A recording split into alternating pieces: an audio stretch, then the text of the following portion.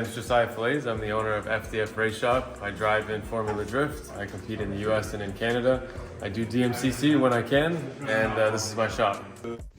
Bonjour les amis, dans cette vidéo-là, je vous présente Fdf Raceshop. On fait le tour de son garage, il nous montre comment construire un kit d'angle du début jusqu'à la fin. So we've got some Corvette stuff, some 350 stuff. This sheet takes like 50 hours to cut. It takes a while, so we run a day and a night shift.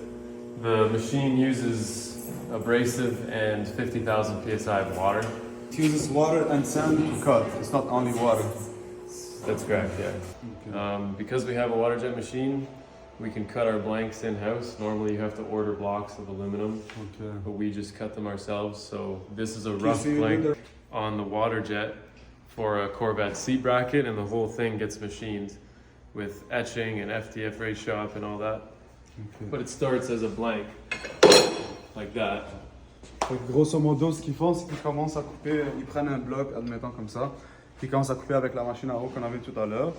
Puis au lieu de direct mettre ça sur sa machine, puis la user entre guillemets, ils commencent le gros avec l'eau, puis après ça, ils la mettent ici, puis ils font les, parce que ça c'est vraiment précis, puis ils font les jobs de précision sur celle-là. Entre autres, les logos qu'ils font aussi avec la machine.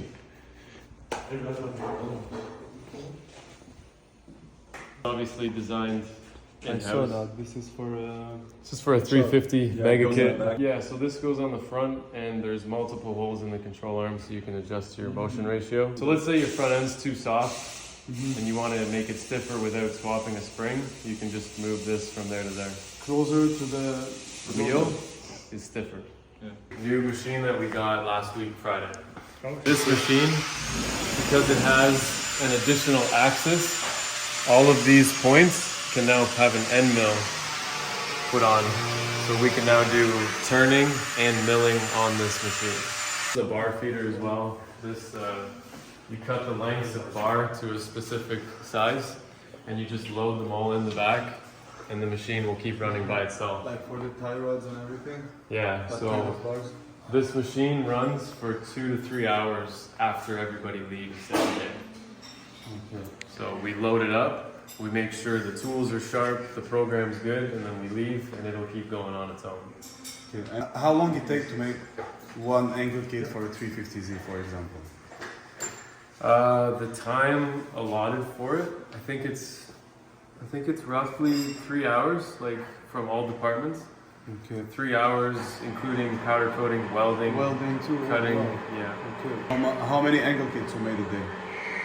It depends on the orders on internet? Yeah, so we're shipping 20 to 25 shipments per day. Per day? Per day, yeah. Maybe half of them are angle kits, half of them are other parts, like dual caliber brackets, whatever. But we're expanding our spare parts pages as well. So people are always ordering spare heim joints, spare bolts, you name it. That's everything's. Like if you look at our website last week and you look at it this week, there's probably something new. There's probably an additional part added, making it easier. So I mean, in 10 years, it's going to be like the easiest thing ever. But more there's drivers, definitely some like new drivers and stuff. So more drivers in Formula Drift. Like we have Jonathan Hurst, I got 4th, just switched to our kit. Dylan Hughes is on it as well, and there's 8 Pro Spec drivers on our stuff as well. And we have Tommy Lemel. So Rome's close with Wise Fab. Okay. But the cool thing about the drift community is that it doesn't matter. Everybody's cool, everybody's great. As long as we can hit each other's doors and drive together, it's all that matters. And don't blame other people when you hit the door. This is the braking machine. So we have some measuring equipment that measures the forces, but basically this hydraulic cylinder, we attach a strap. We can bolt the control arms here, anywhere on this grid, and we go until failure and we measure the load that it took to fail.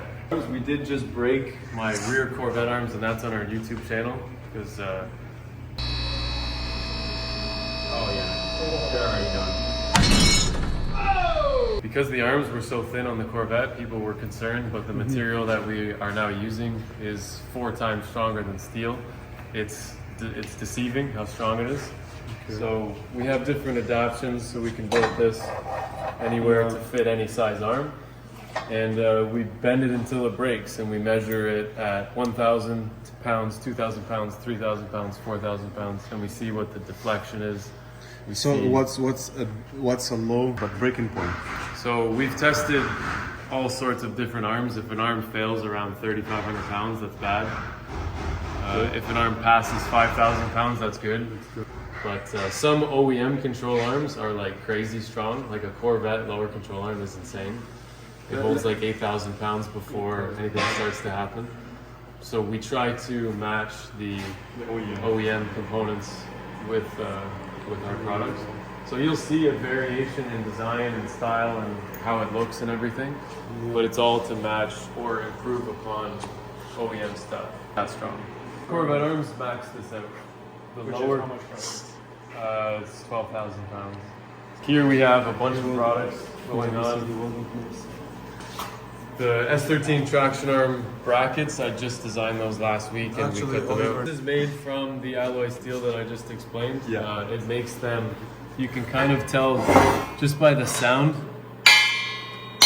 and you can hit it with a center punch, nothing happens. It's very difficult to drill. It's Ce qui nous explique que là maintenant, il utilise un matériel qui est beaucoup plus léger, puis il peut aller beaucoup plus mince et moins lourd. yeah, Puis il dit qu'il est 4 fois plus résistant. On sait pas c'est quoi. Je suis gêné de lui demander c'est quoi le matériel. Peut-être c'est un secret. Je vais lui demander dans pas longtemps parce que je ne pas. Engine AR400, je sais pas c'est quoi. Le AR400 est tout simplement un alliage différent d'acier qui est fait pour être plus fort au choc et avoir une résistivité au temps qui est beaucoup plus grande.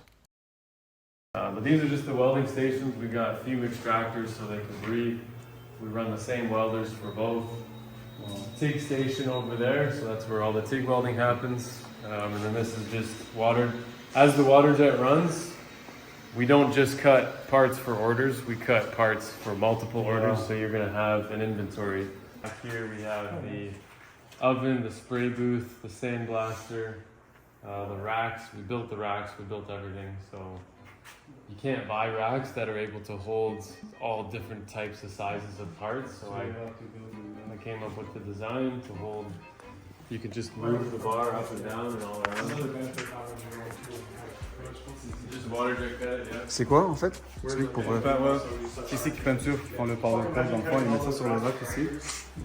Puis ils sandblast là-bas les gars aussi, puis c'est ici qui peinture les gars. Ça nous laisse là-bas. So we are building a shop, a building. Powder cut.